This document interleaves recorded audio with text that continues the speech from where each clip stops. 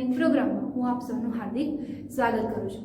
વિદ્યાર્થી મિત્રો, chapter number 17 જંગલો આપણી જીવાદોરી, એમાં જોઈએ તો અત્યાર સુધી આપણે જોયું કે જંગલો જે છે એ આપણા માટે ખૂબ અગત્યના છે, બરાબર? કેમ કે એ પ્રાણીઓને રહેઠાણ પૂરું પાડે છે, શુદ્ધ હવા આપે છે, પાણી આપે છે, બરાબર છે? એમાંથી આપણને અમુક લાકડાઓ મળે છે જેનો ઉપયોગ આપણે ફર્નિચરમાં, પ્લાયવુડમાં એમાં કરી શકીએ છીએ।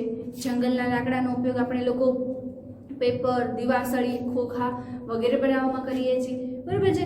અને સાથે સાથે જોઈએ તો એમાંથી આપણને ઔષધિઓ પણ પ્રાપ્ત થાય છે। એટલે જંગલો આપણા માટે ખૂબ અગત્યના છે એમ કહી શકાય। હવે તમે જોયું કે જ્યારે છોકરાઓ ધીમે ધીમે આગળ ચાલતા હતા તો એ લોકોને નીચે જમીન ઉપર કંઈક હુંફાળા જેવું લાગતું હતું। હુંફાળું એટલે મતલબ કે થોડું ગરમાહટ જેવું લાગતું હતું। અત્યારે આપણે શિયાળામાં બ્લેન્કેટ ઓઢી આપણને થોડીક હુંફાળું વાતાવરણ જેવું લાગે ને, થોડીક ગરમી લાગે, તો એવી રીતે એ લોકો જ્યારે ચાલતા હતા તો એ લોકોને એવું લાગ્યું કે નીચે જાણે કોઈ ચાદર પાથરી હોય ને એવી રીતે, એટલે થોડું ગરમાહટ લાગતું હતું। એટલે આપણે લખી શકીએ કે મૃદ આવરણ પર ચાલતી વખતે જમીન હુંફાળી લાગે છે।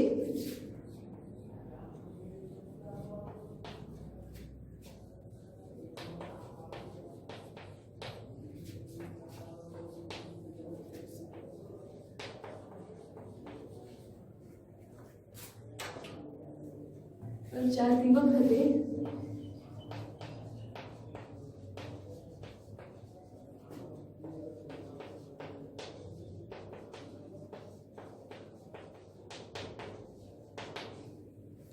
શા માટે હુંફાળી લાગે છે? કેમ કે એની અંદર, એ જમીનની અંદર જે નાના નાના જીવડાઓ હોય છે એ લોકો હોય છે, બરાબર? તો એ લોકો શું કરે છે, જે આજુબાજુના પદાર્થો છે જેમ કે પાંદડા છે, ડાળી છે, એ લોકોને ખાતા હોય છે અને એ લોકોને એક સેન્દ્રિય પદાર્થોમાં ફેરવે છે, બરાબર છે? શું કરે છે? એને સેન્દ્રિય પદાર્થોમાં ફેરવે છે। એટલા માટે શું લાગે છે, આપણને થોડુંક નીચે ચાલે ત્યારે ગરમાહટ જેવું લાગતું હોય છે। હવે આપણે જો જંગલો કાપી નાખીએ તો જો એક આ પ્રશ્ન ઊભો થાય, જો જંગલો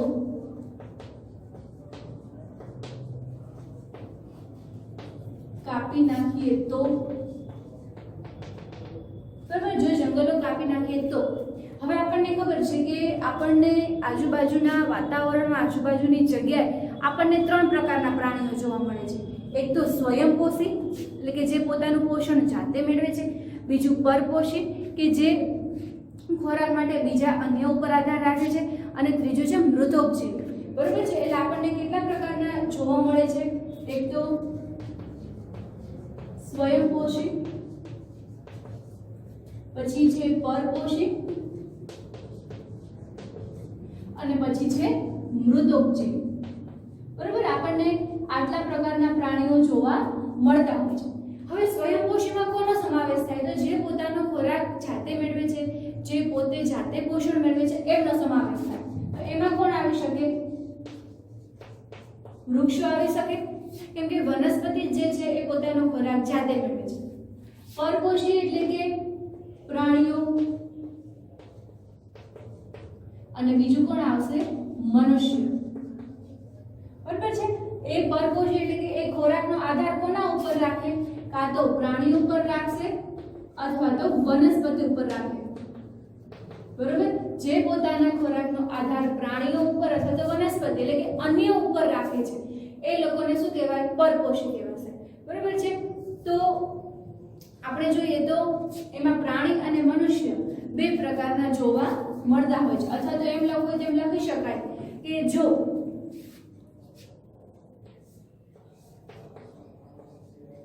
જે લોકો ખોરાકનો આધાર પ્રાણી ઉપર રાખતા હશે એ લોકોને આપણે નામ આપી શકીએ માંસાહારી, બરાબર? જે પોતાના ખોરાકનો આધાર પ્રાણી ઉપર રાખે એમને આપણે કહીએ માંસાહારી, અને જે પોતાના ખોરાકનો આધાર વનસ્પતિ ઉપર રાખશે એને આપણે નામ આપીએ શાકાહારી, બરાબર? આવું તમે લોકો 6થા ધોરણમાં શીખી ગયા છો કે જે લોકો ખોરાકનો આધાર પ્રાણી ઉપર રાખતા હોય એ લોકોને માંસાહારી કહીએ છીએ, અને જે ખોરાકનો આધાર વનસ્પતિ ઉપર એટલે કે તૃણાહારી, બરાબર છે? એટલે કે આપણે એને શાકાહારી કહીએ છીએ। તો હવે જો સ્વયંપોષી એટલે કે વૃક્ષો, પરપોષી એટલે કે માંસાહારી અને શાકાહારી બે પ્રકારના આવી શકે, અને મૃતોપજીવીની વાત કરીએ તો શું આવી શકે? જે લોકો જે છે એ સડેલા પદાર્થોમાંથી પોષણ મેળવે. તો આવું કોણ હોઈ શકે? તો એમાં સમાવેશ થાય ફૂગનો, પછી છે અળસિયા, ઈયળ, ઢાલિયા. બરાબર છે? આ બધા જે છે એ પોતાના ખોરાકનો આધાર કેવા ઉપર રાખે છે? જે પદાર્થો સડી ગયા છે અથવા તો કોઈ ખોરાક છે, કોઈ શાકભાજી, ફળ એ બધા સડી ગયા છે તો એના ઉપર પોતાના ખોરાકનો આધાર રાખીને પોતે પોષણ મેળવે છે. બરાબર છે? ચલો હવે આપણે વાત કરીએ તો સૌથી પહેલા જોઈએ તો જો સ્વયંપોષીમાં તો વૃક્ષો પોતાનો ખોરાક જાતે બનાવે છે, એટલે તો પોતે જાતે જ બનાવવાનો છે. પરપોષીમાં જે લોકો પ્રાણી અને વનસ્પતિમાં એટલે કે અન્ય ઉપર આધાર રાખે, તો જે પ્રાણી ઉપર આધાર રાખે માંસાહારી, અને જે વનસ્પતિ ઉપર આધાર રાખે એને આપણે કહીએ છીએ શાકાહારી. હવે જો માંસાહારીમાં આપણે લોકો ઉદાહરણ લઈ લઈએ સિંહ. બરાબર?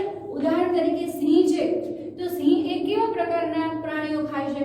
તો હરણ આવી શકે, સસલું આવી શકે, અથવા તો કોઈ પણ તમે લોકો લઈ શકો છો કે જેને સિંહ છે એ પોતે ખોરાક તરીકે ઉપયોગ કરતો હશે. બરાબર છે? હવે આપણે શાકાહારી લઈએ તો શાકાહારીમાં આપણે ઉદાહરણ લઈએ હરણનું. શાકાહારી એટલે કે જે આપણે ઉદાહરણ લઈ લઈએ હરણ. બરાબર છે? તો હરણ છે એ ખોરાક તરીકે કોનો ઉપયોગ કરશે? વનસ્પતિનો ઉપયોગ કરે છે, પાંદડાનો ઉપયોગ કરશે. બરાબર છે? એટલે કે વનસ્પતિનો ઉપયોગ કરે છે. હવે તમે જો કે સિંહ છે એ કોને ખાય છે? હરણને ખાય છે. એટલે જો આ સિંહ છે એ હરણને ખાશે, હરણ શું ખાશે? વનસ્પતિ ખાશે. બરાબર છે? એટલે તમે જોયું કે ભાઈ જો આપણે જંગલો કાપી નાખીશું, જો હું જંગલ કાપી નાખીશ તો વનસ્પતિ વધશે? વનસ્પતિ રહેશે નહીં. જો વનસ્પતિ નહીં રહે તો હરણને ખોરાક મળશે? હરણને ખોરાક મળશે નહીં. એટલે શું પામશે? નાશ પામશે, એના મૃત્યુ થઈ જશે. હવે હરણના મૃત્યુ થવા લાગશે તો સિંહને ખોરાક મળશે? એટલે હરણની જગ્યાએ કોઈ પણ પ્રકારનું તમે પ્રાણી લઈ લો કે જે વનસ્પતિનો ઉપયોગ કરતું હોય. બરાબર છે? જે વનસ્પતિનો ઉપયોગ કરતું હોય એવું કોઈ પણ પ્રાણી તમે અહીંયા લઈ શકો છો. હરણ છે, સસલું પણ લઈ શકો કેમ કે સસલું ઘાસ ખાય છે. બરાબર છે? તો તમે કોઈ પણ પ્રકારના પ્રાણી લઈ શકો છો. પણ જો સીધી રીતે કહીએ તો ભાઈ વનસ્પતિ નહીં હોય તો વનસ્પતિને ખાવાવાળા પ્રાણીઓની સંખ્યા પણ કેવી થઈ જવાની? ઓછી થઈ જશે. જો એ લોકો ઓછા થઈ જશે તો જે માંસાહારી પ્રાણી છે કે જે ખોરાકનો આધાર અન્ય પ્રાણી પર રાખે છે તો એ લોકોને પણ ખોરાક મળશે નહીં. એટલે કે આમ એક પ્રકારે જોઈએ તો જો સૌથી પહેલા ઘાસ છે. બરાબર? ઘાસને કોણ ખાશે? કીટકો ખાય. બરાબર? કીટકોને કોણ ખાશે? દેડકો ખાય. દેડકાને કોણ ખાશે? શ્રાપ ખાશે. સાપને કોણ ખાશે? સમડી ખાશે. બરાબર છે? એટલે બધા એકબીજા ઉપર આધાર રાખે છે. સૌથી પહેલા ઘાસ ઉપર કોણ આધાર રાખે છે? કીટકો આધાર રાખે છે. કીટકો ઉપર કોણ આધાર રાખે છે? દેડકો આધાર રાખે છે. દેડકા ઉપર કોણ આધાર રાખશે? સાપ આધાર રાખશે. અને સાપ ઉપર કોણ આધાર રાખે છે? સમડી. હવે એનું મેઇન મૂળ ક્યાં આવીને અટકે છે? ઘાસ ઉપર. બરાબર? ચાલુ ક્યાંથી થયું? ઘાસથી થયું. હવે તમે વિચારો કે હું આને કાઢી નાખું, વનસ્પતિ જ કાઢી નાખું તો કીટકો શું ખાશે? તો એનું તો મૃત્યુ થઈ જશે કેમ કે એને ખોરાક નહીં મળે તો વધીને 3-4 દિવસ સુધી ભૂખ્યું રહી શકે. પછી તો ના રહી શકે ને. તો કીટકો મૃત્યુ પામે. જો કીટકો મૃત્યુ પામે તો દેડકાને ખોરાક મેળવવામાં મુશ્કેલી પડશે. જો દેડકાને ખોરાક મેળવવામાં મુશ્કેલી પડશે તો એનો મૃત્યુ થઈ જશે. અને એવી રીતે જોઈએ તો સાપ છે તો સાપને ખોરાક નહીં મળે તો એનું મૃત્યુ થઈ શકે. હવે સાપને ખાવા માટે સમડી હોય તો સમડીને ખોરાક નહીં મળે તો એનું પણ મૃત્યુ થઈ શકે છે. એટલે બધા એકબીજા ઉપર શું રાખે છે? આધાર રાખે છે. તો આને કહેવાય આહાર શૃંખલા. બરાબર? શું કહેવાય? એને કહેવાય આહાર શૃંખલા. જે ખોરાકનો આધાર એકબીજા ઉપર રાખે એને જે શૃંખલા બનાવે એને કહેવાય આહાર શૃંખલા. હવે એમાંથી કોઈ એકને ખલેલ પહોંચે, કોઈ એકનો આપણે નાશ કરી દઈએ, બરાબર, તો શું થાય છે? આખી જે શૃંખલા છે એ નાશ પામે છે, પડી ભાંગે છે. એટલે હવે જો હું મેઇન ઘાસને જ કાઢી નાખું તો આખી શૃંખલા કેવી થઈ જશે? વિખરાઈ જશે. બરાબર? એટલે જંગલ કાપી નાખીએ તો ખોરાક મેળવવામાં શું થાય છે? મુશ્કેલી પડે છે. સમજણ? ચલો હવે આપણે લોકો આગળ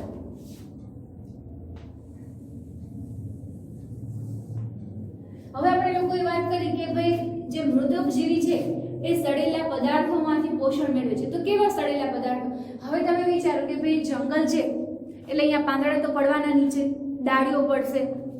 હવે સમય જતા જતા શું થઈ જાય છે? એ સડવા લાગે છે. હવે સડે છે એટલે હવે એને સડવામાં કોણ મદદ કરે છે? પેલા જે વિઘટકો છે ને એ મદદ કરે છે. વિઘટકો એટલે કે ઉદાહરણ તરીકે આપણે લઈએ અળસિયા છે, કોઈ પ્રકારની ઈયળો છે, બરાબર. એ શું કરશે? એ ખોરાકને ખાવા લાગે છે અને પોતે પણ પોષણ મેળવે છે અને વધારાનો જે ખોરાક છે એમનામ પડ્યો રાખે છે. પણ એ ખોરાક એમનામ પડ્યો રહેતો નથી, એની અંદર પોષક તત્વો ભરપૂર માત્રામાં આપણને જોવા મળે છે. એટલે શું થશે? જો તો લખી શકીએ કે ભાઈ જે સૂક્ષ્મ જીવો છે એ મૃત વનસ્પતિ અને પ્રાણીઓની પેશીઓ પર નભે છે, બરાબર. કોઈ પ્રકારના વિઘટકો છે, સૂક્ષ્મ જીવો છે અમુક પ્રકારના, એ સૂક્ષ્મ જીવોને અમુક સૂક્ષ્મ જીવો છે એ ખોરાકનો આધાર કોના ઉપર રાખે છે? તો જે મૃત વનસ્પતિ એટલે કે સડી ગયેલી વનસ્પતિ, અથવા તો હવે જંગલ છે એટલે કોઈ ને કોઈ પ્રાણીઓ તો મૃત્યુ પામ્યા જશે, તો એને તો કોઈ અંતિમ સંસ્કાર કરવા જાય નહીં. એટલે શું થવાનું છે? એ અહીંયા નહીં પડ્યું રહેવાનું છે. એનું જે શબ છે, એની જે ડેડ બોડી છે, શું થવાનું છે? જંગલમાં એમના પડી રહેવાની છે.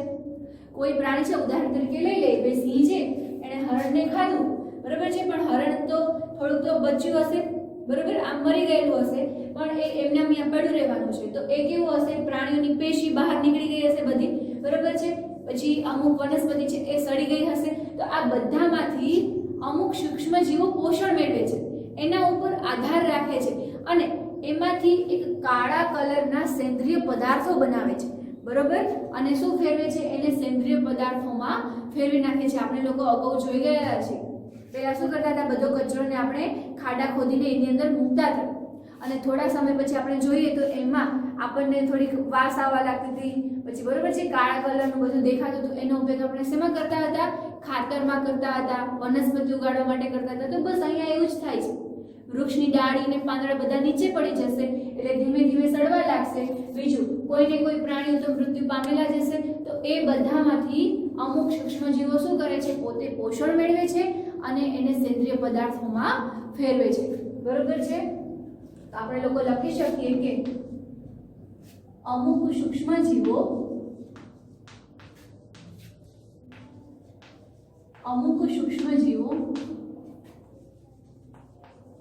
મૃત વનસ્પતિ અને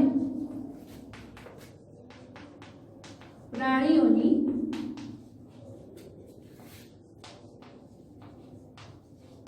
પેશી ઉપર નભે છે. નભવું એટલે કે આધાર રાખવો. કેમ નાનું બાળક હોય એને ચાલતી વખતે એ હજી ચાલવાનું એને સ્ટાર્ટ કર્યું તો સીધું ના ચાલી શકે, કોઈની આંગળી પકડીને ચાલશે, પેલા વોકરમાં બેસશે, એટલે કોઈના ઉપર આધાર રાખે છે. તો એવી રીતે જે અમુક સૂક્ષ્મ જીવો છે એ પોતાના ખોરાકનો આધાર શેના ઉપર રાખે છે? તો એ પોતાના ખોરાકનો આધાર જે આ સડી ગયેલી વનસ્પતિ છે, અમુક પ્રાણીઓની પેશી છે, એના ઉપર આધાર રાખે છે અને તેને કાળા સેન્દ્રિય પદાર્થમાં ફેરવે છે, બરોબર. અને જેટલું પોષણ એને મેળવવું છે એટલું પોષણ એ મેળવી લે છે અને બાકીનાને શું કરે છે? એ કાળા સેન્દ્રિય પદાર્થોમાં ફેરવી નાખે છે, બરોબર. તો હવે આપણે એમ લખી શકીએ કે સૂક્ષ્મ જીવો કે જે મૃત વનસ્પતિ, બરોબર છે, કે જે મૃત વનસ્પતિ અને પ્રાણીઓને કાળા ઘેરા સેન્દ્રિય પદાર્થોમાં ફેરવે છે તેને વિઘટકો કહેવાય. તો આવા સૂક્ષ્મ જીવોને શું નામ આપવામાં આવ્યું છે વિજ્ઞાનમાં? તો એને કહેવાય છે વિઘટકો. કે કારણ કે એ વનસ્પતિ અને પ્રાણીઓનું શું કરે છે? વિઘટન કરે છે. વિઘટન કરવું એટલે કે છૂટું પાડવું. એની અંદર જે અમુક પોષક તત્વો છે એને છૂટા પાડી દે છે. કોણ? અમુક સૂક્ષ્મ જીવો. તો એને શું નામ આપવામાં આવ્યું છે? વિઘટકો. એટલે વિઘટકોનું કામ શું છે? તો મૃત વનસ્પતિ અને પ્રાણીઓની પેશીઓનું વિઘટન કરવું, બરોબર. એની અંદર જે સારા પોષક તત્વો છે એને શું કરે છે? છૂટા પાડી દે છે, જેથી કરીને આપણે ખાતરમાં જ્યારે એનો ઉપયોગ કરીએ તો એમાંથી આપણને શું પ્રાપ્ત થાય? પોષક તત્વો પ્રાપ્ત થાય, બરોબર છે. તો ચલો હવે લખી શકાય કે સૂક્ષ્મ જીવો સૂક્ષ્મજીવો કે જે મૃત વનસ્પતિ અને પ્રાણીઓને ઘેરા સેન્દ્રિય પદાર્થમાં ફેરવે છે તેને વિઘટકો કહે છે. બરોબર, એને શું કહેવાય છે? વિઘટકો કહેવાય છે. એટલે આમ જોઈએ તો આ ફૂગ, અળસિયા, ઈયળ, ઢાલિયા બધા શું કહેવાશે? વિઘટકો કહેવાશે. બરોબર છે.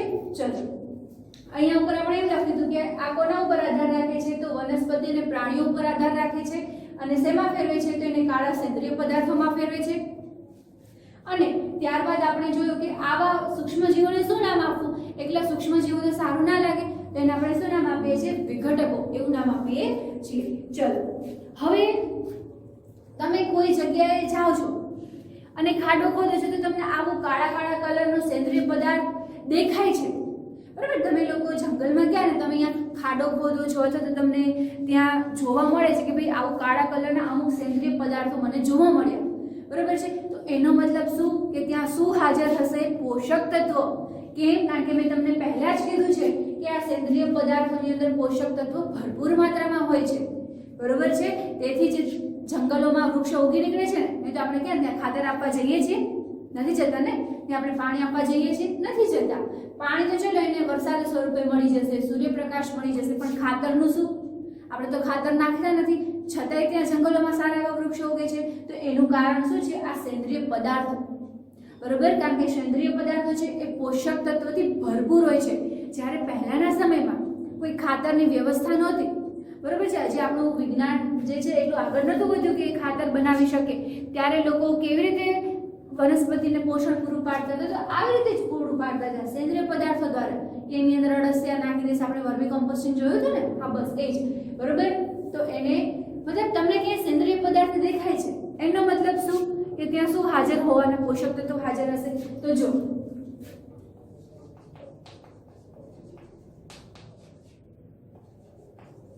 બરાબર, કોઈ જગ્યાએ તમને સેન્દ્રિય પદાર્થની હાજરી દેખાય છે, કોઈ સેન્દ્રિય પદાર્થની હાજરી હોય તો એનો મતલબ શું?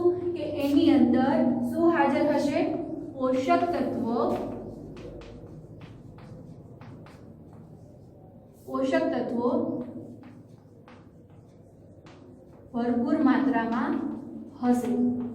બરાબર. કોઈ જગ્યાએ તમને સેન્દ્રિય પદાર્થ દેખાય છે તો એનો મતલબ શું? કે ત્યાં પોષક તત્વો કેવા હશે? ભરપૂર માત્રામાં હશે. હવે આ પોષક તત્વો એમ નામ તો કે પડ્યા રહેવાના છે નહીં. મેં તમને પહેલા જ કીધું કે વનસ્પતિ શું કરશે? આ પોષક તત્વના મદદથી એક સારી રીતે ઉગી નીકળશે. એટલે હવે આનો ઉપયોગ કોણ કરશે? વનસ્પતિ આ પોષક તત્વો મેળવે છે. બરોબર. જો તમને કોઈ જગ્યાએ સેન્દ્રિય પદાર્થ જોવા મળે એનો મતલબ શું? કે ત્યાં પોષક તત્વો ભરપૂર માત્રામાં હશે. આ પોષક તત્વ છે એને હવે કોણ ઉપયોગમાં લઈ લેશે? તો વનસ્પતિ લઈ લેશે. હવે વળી પાછું જો હવે આ વનસ્પતિ છે તો એના પાંદડા નીચે પડશે, એની ડાળીઓ નીચે પડશે. બરોબર. વનસ્પતિ છે એટલે ઓટોમેટિક ત્યાં પ્રાણીઓ પણ આવવાના છે વનસ્પતિને ખાવા માટે, એટલે પ્રાણીઓ હશે. અને ધીમે ધીમે સમય જતા જતા એ વૃક્ષની ડાળી ને પાંદડા સડવા લાગશે. એ પ્રાણીઓ ત્યાં મૃત્યુ પામશે અને તેમાંથી શું થશે? વળી પાછા વિઘટકો જે છે, વળી પાછા વિઘટકો જે છે એ શું કરશે? વૃક્ષના પર્ણો અને ડાળી અથવા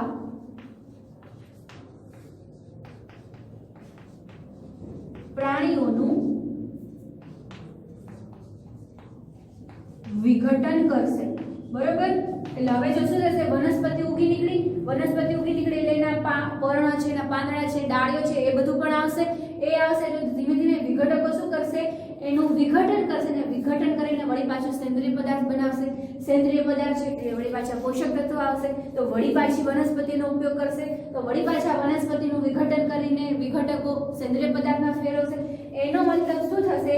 કે સૌથી પહેલા સેન્દ્રિય પદાર્થમાં પોષક તત્વો, વળી પાછી વનસ્પતિનો ઉપયોગ કરશે, વળી પાછળનું વિઘટન સેન્દ્રિય પદાર્થ બનશે, વળી પાછા પોષક તત્વો હશે. આમ સતત આ જે ચક્ર છે એ શું રહે છે? ચાલુ રહે છે. બરોબર છે. એટલે વિઘટકોને આપણે લોકો આ જે વિઘટકો છે એને આપણે એક નામ આપી શકીએ ગતિશીલ જૈવિક સજીવ. એને શું નામ આપીએ છીએ? ગતિશીલ જૈવિક સજીવ. બરોબર છે. એટલે શું કરે છે? આ વિઘટકોના કારણે આ ચક્ર કેવું રહે છે? સતત ચાલુ રહેતું હોય છે. હવે તમે વિચારો કે વિઘટકો ન હોત તો આ વૃક્ષને પાંદડાનો સેન્દ્રિય પદાર્થ બને ન બને.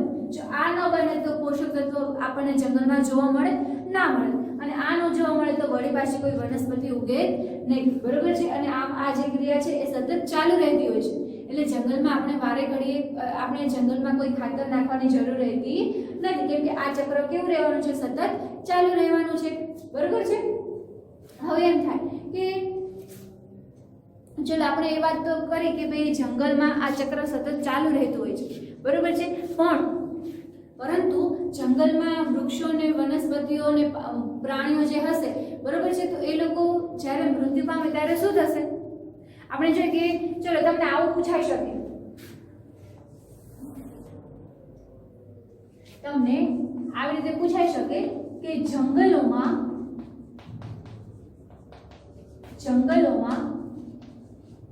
કાંઈ જ નકામું જતું નથી. બરોબર છે. શું તમને આવું પૂછે કે ભાઈ જંગલોમાં કાંઈ જ નકામું જતું નથી, કારણ આપો. અથવા તેમ પૂછે કે જંગલમાં કાંઈ નકામું જતું નથી, સમજાવો. તમને ગમે તે રીતે પૂછી શકે, પણ આપણને કન્સેપ્ટ ક્લિયર હોય એટલે આપણને આન્સર લખવામાં કોઈ વાર લાગે નહીં. બરોબર છે. આપણને ખબર છે કે ભાઈ જંગલમાં કાંઈ જ નકામું કેમ નથી જતું, એ શીખી ગયા છે. એટલે તમને મુદ્દાસર પૂછાય તોય ભલે, પ્રશ્ન સ્વરૂપે પૂછાય તોય ભલે, કારણ સ્વરૂપે પૂછાય તોય ભલે, આપણને આવડે. બરોબર છે. ચલો હવે જંગલમાં કેવા પ્રકારના સજીવો જોવા મળે? બે પ્રકારના. કાં તો હશે વનસ્પતિ અથવા તો હશે પ્રાણી. બરાબર. જંગલમાં આ બે વસ્તુ હોય, વનસ્પતિ હોય અને પ્રાણી. હવે શું થશે? ધારો કે ચલો આપણે સૌથી પહેલા વનસ્પતિથી વાત કરીએ કે ભાઈ વનસ્પતિ છે. બરોબર. હવે આ વનસ્પતિ જે છે એ સમય જતા જતા એના પાંદડા છે, એની ડાળીઓ છે, બધું શું થઈ ગયું? સડવા લાગ્યું અને ધીમે ધીમે નીચે પડે છે. તો હવે શું થવાનું? જો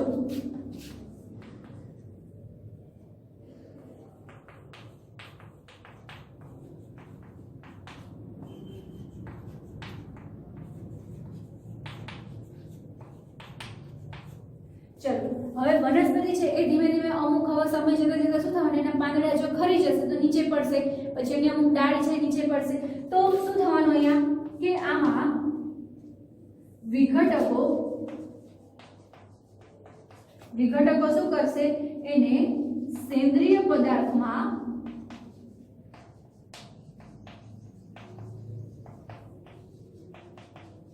ફેરવશે. બરાબર. જો વનસ્પતિનું તો શું થયું અંતે કે ભાઈ વનસ્પતિમાં અમુક ધારો કે પર્ણ છે, ડાળી છે, બધું સડી ગયું છે, તો વિઘટકો શું કામ કરશે? ભાઈ એને સેન્દ્રિય પદાર્થમાં ફેરવી નાખશે. ચલો એટલે વનસ્પતિ તો ક્યાંય નકામું જતું નથી, કેમ કે સેન્દ્રિય પદાર્થમાં વળી પાછું શું હશે? પોષક તત્વ હશે, અને એનો વનસ્પતિ એનો ઉપયોગ કરશે, અને આમાં સતત ક્રિયા ચાલુ રહેવાની છે. એટલે વનસ્પતિ પણ અંતે નકામી જતી નથી. એ જ્યાં સુધી સારી છે ત્યાં સુધી તો બધાને ખોરાક તરીકે ને રહેઠાણ તરીકે ને હવા તરીકે ઉપયોગમાં આવે છે, પણ એના સડી ગયા બાદ પણ એ શું કરે છે? આપણને કામમાં આવે છે. કેવી રીતે? પોષક તત્વ પૂરા પાડે છે. એટલે વનસ્પતિમાંથી કાંઈ પણ નકામું ગયું અહીંયા? તો જવાબ આવશે ના. તો હવે વાત આવશે પ્રાણીની. ચલો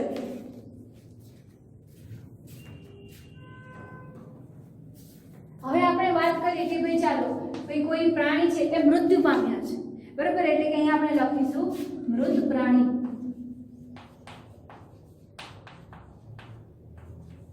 ચલો તો સૌથી પહેલા આપણે વાત કરીએ મૃત પ્રાણી. તો મૃત પ્રાણીમાં પણ જુઓ આપણે વિઘટકોની વ્યાખ્યામાં જ લખ્યું છે કે સૂક્ષ્મજીવો કે જે મૃત વનસ્પતિ અને પ્રાણીઓને ઘેરા કાળા પદાર્થમાં ફેરવે છે. એનો મતલબ શું થયો કે કોઈ પ્રાણી મૃત્યુ પામ્યો છે તો વિઘટકો જે છે, બરોબર, જે વિઘટકો છે એ શું કરશે? એને સેન્દ્રિય પદાર્થોમાં ફેરવશે. બરોબર છે. જેવી રીતે વિઘટકોએ આ સડેલા પાંદડા અને વૃક્ષની ડાળીને સેન્દ્રિય પદાર્થમાં ફેરવ્યું હતું, એવી જ રીતે વિઘટકો જે છે એ આ મૃત પ્રાણીને સેન્દ્રિય પદાર્થમાં ફેરવશે. બરોબર છે. ચલો, મૃત પ્રાણીમાંથી આપણે આ એકનો તો ઉપયોગ કર્યો, અને હવે જો એનો બીજો ઉપયોગ આપણે જોવો હોય તો જોઈ શકીએ કે ભાઈ ગીધ છે, સમડી છે, કાગડો છે. બરોબર છે. ગીધ, સમડી, કાગડો, શિયાળ છે એ આ મૃત પ્રાણીનો ખોરાક તરીકે ઉપયોગ કરશે. બરોબર. તો અહીંયા આપણે લખી શકીએ કે ગીધ, સમડી, કાગડો છે, શિયાળ છે, શું કરે છે? ખોરાક તરીકે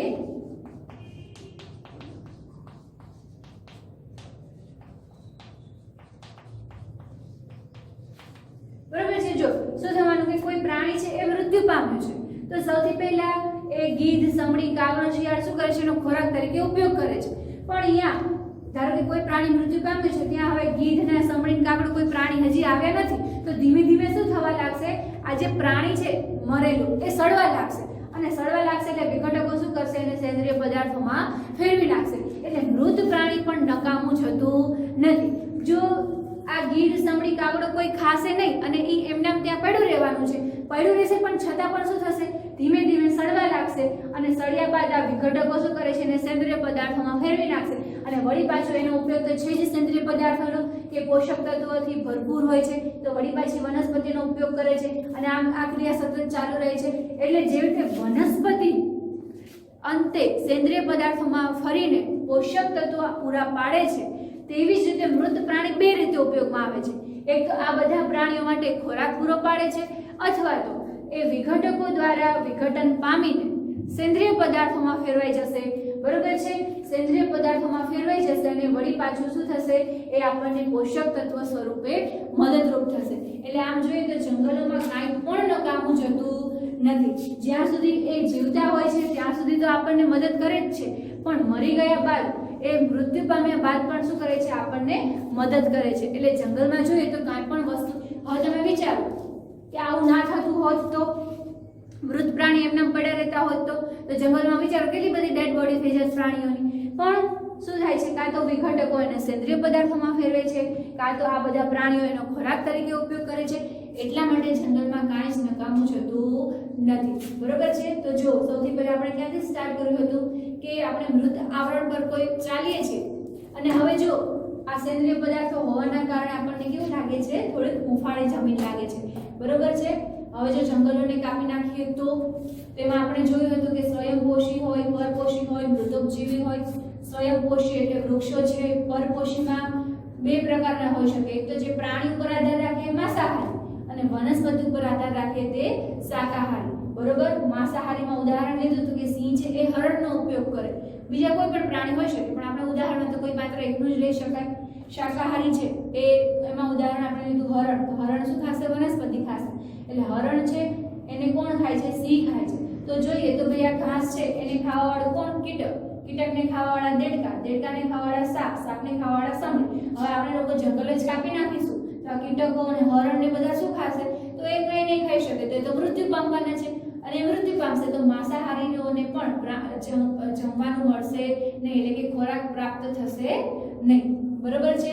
હવે અમુક સૂક્ષ્મ જીવો એવા હોય છે કે જે મૃત વનસ્પતિ અને પ્રાણીઓની પેશી ઉપર આધાર રાખતા હોય છે ખોરાક માટે, અને એને શેમાં ફેરવે છે? એને કાળા સેન્દ્રિય પદાર્થોમાં ફેરવી નાખે છે. બરોબર. તો એવા સૂક્ષ્મ જીવોને શું નામ આપ્યું છે? આપણે વિઘટકો નામ આપ્યું છે. હવે તમને ક્યાંય સૂક્ષ્મ પદાર્થો જોવા મળે, સેન્દ્રિય પદાર્થો જોવા મળે છે, બરોબર છે, તો એનો મતલબ શું કે ત્યાં શું હશે? ભરપૂર માત્રામાં પોષક તત્વ હશે. અને પોષક તત્વ છે એનો ઉપયોગ કોણ કરી લેશે? વનસ્પતિ ઉપયોગ કરે છે. અને વળી પાછું વનસ્પતિ જ્યારે સડી જાય છે ત્યારે વિઘટકો એને સેન્દ્રિય પદાર્થમાં ફેરવે છે. અને આમ આ જે ક્રિયા છે એ સતત કેવી રહેતી હોય છે? ચાલુ રહેતી હોય છે. હવે આપણે જોઈએ તો જંગલોમાં કાંઈ જ નકામું જતું નથી. બરોબર છે. તો શું કઈ રીતે નકામું જતું નથી? તો એ જોઈએ તો કોઈ જંગલોમાં બે પ્રકારના સજીવો હોય, એક તો વનસ્પતિ હોય અને એક પ્રાણી હોય. હવે વનસ્પતિમાં ધારો કે કોઈ પાંદડા છે એ સડી ગઈ છે, કોઈ ડાળીઓ સડી ગઈ છે, તો શું થવાનું? વિઘટકો એને સેન્દ્રિય પદાર્થોમાં ફેરવશે. બરોબર છે. વળી પાછું અહીંયાથી આ ક્રિયા ચાલુ થશે કે એની અંદર પોષક તત્વો ભરપૂર માત્રામાં હશે, અને આ પોષક તત્વોનો ઉપયોગ વનસ્પતિ કરશે. બરોબર છે। હવે આપણે બીજું લઈએ ભાઈ પ્રાણી છે, તો કોઈ પ્રાણી મૃત્યુ પામ્યા છે તો શું થવાનું છે, કાં તો એ મૃત પ્રાણીને ગીધ, સમડી, કાગડો, શિયાળ વગેરે ખોરાક તરીકે ઉપયોગ કરશે, અને કદાચ તે ખોરાક તરીકે ઉપયોગ નથી પણ કરતા તો પણ શું થવાનું, આગળ સમય જતા જતા આ જે વિઘટકો છે એને શેમાં ફેરવી નાખશે, સેન્દ્રિય પદાર્થોમાં ફેરવી નાખશે। એટલે આમ જોઈએ તો જંગલોમાં કાંઈ જ નકામું જતું નથી, અને સેન્દ્રિય પદાર્થમાં ફેરવ્યા બાદ પણ શું થાય છે, એનો વનસ્પતિ એનો ઉપયોગ કરી લે છે, એટલે આ સેન્દ્રિય પદાર્થ પણ નકામા જતા નથી, બરોબર છે। આમ જે આપણે અહીંયા આજે જોયું। નમસ્તે।